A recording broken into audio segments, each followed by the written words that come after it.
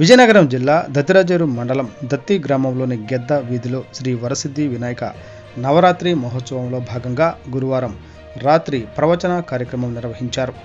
ఆంధ్రప్రదేశ్ రాష్ట్ర షాదు పరిషత్ అధ్యక్షులు శ్రీనివాసానంద సరస్వతి స్వామీజీ ప్రజలకు పలు ఆధ్యాత్మిక విషయాలు ప్రబోధించారు. 21వ తేదీ శనివారం మహా అన్నదాన సేవ కార్యక్రమం నిర్వహించబడుతుందని కమిటీ సభ్యులు తెలిపారు. ఈ కార్యక్రమంలో గెద్ద వీధి కమిటీ సభ్యులతో పాటు గ్రామ పురోహితుడు శ్రీ నారాయణమూర్తి శర్మ భక్తులు పాల్గొన్నారు. Today TV staff reporter yes Shankar, Vizianagaram జిల్లా.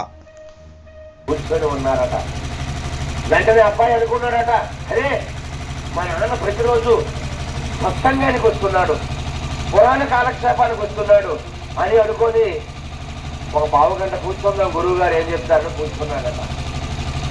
కూర్చుంటే వెంటనే ఆ గురువులు ఉపన్యాసం చెబుతూ ఉన్నారట. ఏమని?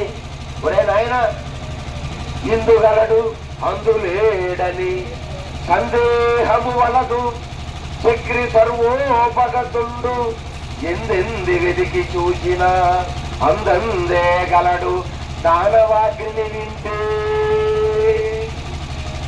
భక్తులు పిలిస్తే, మనం పిలిస్తే కదా, అది పాపం ఆయన ఆలోచిస్తున్నాడు.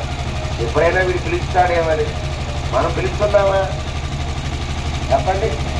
అంత టైం మనకి ఎక్కడది? మనకి పిలవడానికి మనకేంటి అవసరం? ఒకప్పుడు పురీలు ఉండేది.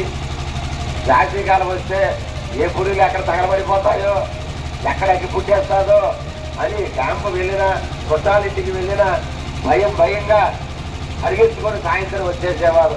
ఏ పిల్లవాడు ఏం చేసేస్తాడో, ఆ రోజులో కిరసనాలు దీపాలు పుట్టీలు అవి పడిపోయిందంటే పొత్తు పడిపోతే, ఇల్లేమో తగలబడిపోతే. ఇప్పుడు ఆ బాధలు లేవు. కిరసనాలు పుట్టీలు ఉన్నాయా? లేవా?